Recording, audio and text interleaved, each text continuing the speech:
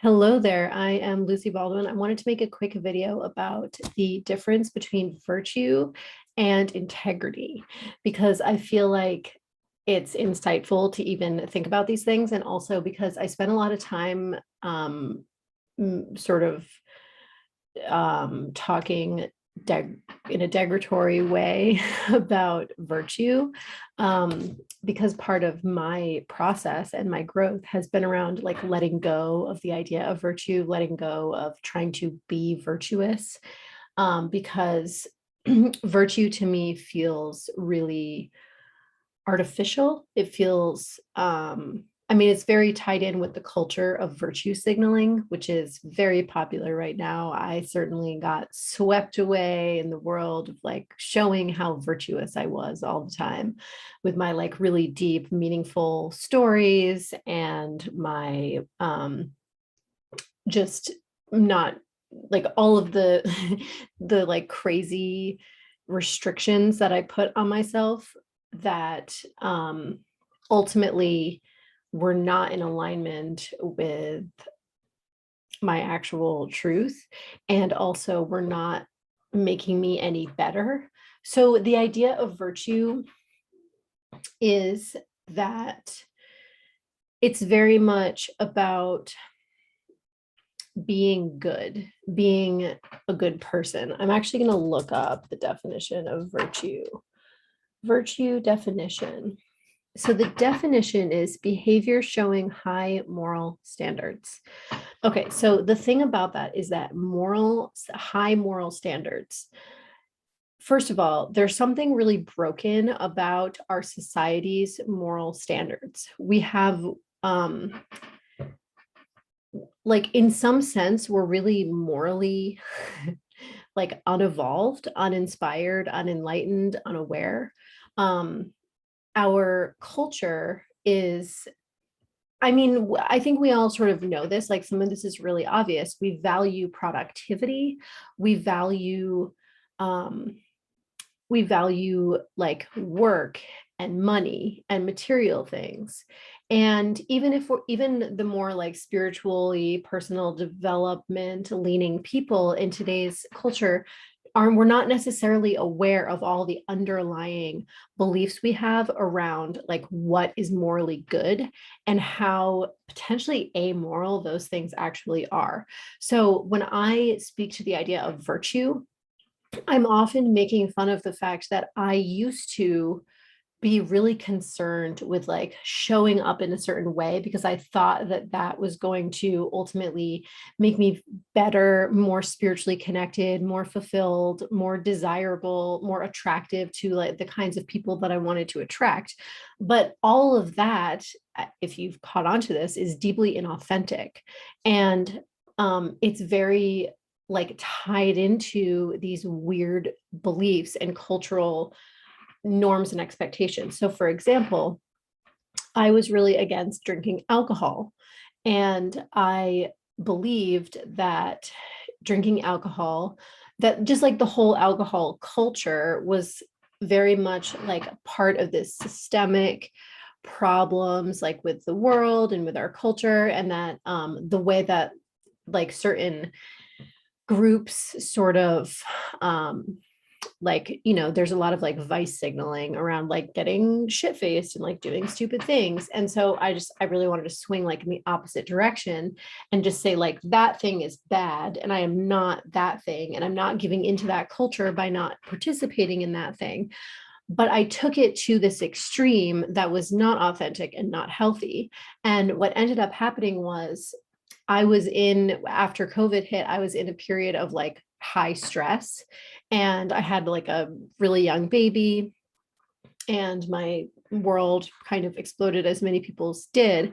And I was very stressed. And my husband was like, you know, so he studies longevity and he's really into like life hacking and biohacking and all that stuff. And he had read that people who drink one glass of wine a day, especially women, live longer than women who don't. And so he was like, what if a glass of wine could actually help you just like release some of this stress? Because I was just having a hard time managing it. And And that actually sent me into a whole control spiral where I was like, if I could just control my reality more, then I wouldn't be stressed, which of course never works. Anyways, I was always of the opinion and always kind of gave him a hard time for like his crutches. So I was like very against crutches. I was very against alcohol as a crutch. I also felt like I had this story around alcohol where I was like, alcohol is something that people use to be able to function in lives that they hate. And so it's wrong and bad, and I'm not going to participate. But at this point, when after 4 years of like total sobriety, which was really just like me making a statement, I kind of agreed with my husband, and I was like, you know what, it's worth trying having a glass of wine and seeing if that can help me relax, just to like manage my stress a little bit, like once in a while. So I had a glass of wine and it was really nice. And I was like, oh, wow, this is really nice. I don't have to like make a huge stance and reject this thing for this like ideal of virtue. And I just want to like also draw a comparison here, because at this point in my life, I have a hard boundary with marijuana. The word marijuana just really sounded weird to me in this moment. But like weed, I will not smoke it. I won't put any CBD products on or in my body in any way, shape, or form, nothing that comes from that plant. Because that plant and I do not mesh well. And there's something very different about that boundary. It's like a truth about me and my relationship with that plant that is not in alignment. And so me not doing that is my authentic truth. Whereas the alcohol, it wasn't. It was based on this whole like series of like stories and beliefs and projections, and also judgments about other people. So like basically I thought like the sum of this is like I thought I was better than people who drank. And people who drank knew that. And there was no, like, I tried to deny it, but it was true. That was the truth of it. Like, it made me feel superior and more virtuous to not drink. So, what I'm trying to point to here is just the way that virtue, the idea of virtue, can be really misleading, because it's not necessarily grounded in like my personal truth. It's grounded in a lot of like external ideals and beliefs about culture and other people and like the way that we should be. And like that whole idea of like the how we should be is really, there's something like really deep and foundational about that, because those beliefs that we have are the exact beliefs that prevent us from being able to make like real choices in our life. That is what keeps us from having sovereignty, because there are so many situations that we show up to with unconscious beliefs about the way that we should be or people should be, that inhibit our ability to make actual real decisions, because we're just acting on these unconscious beliefs. So integrity, to me, is a completely different thing than virtue. Integrity is that like deeply personally aligned, like just truth.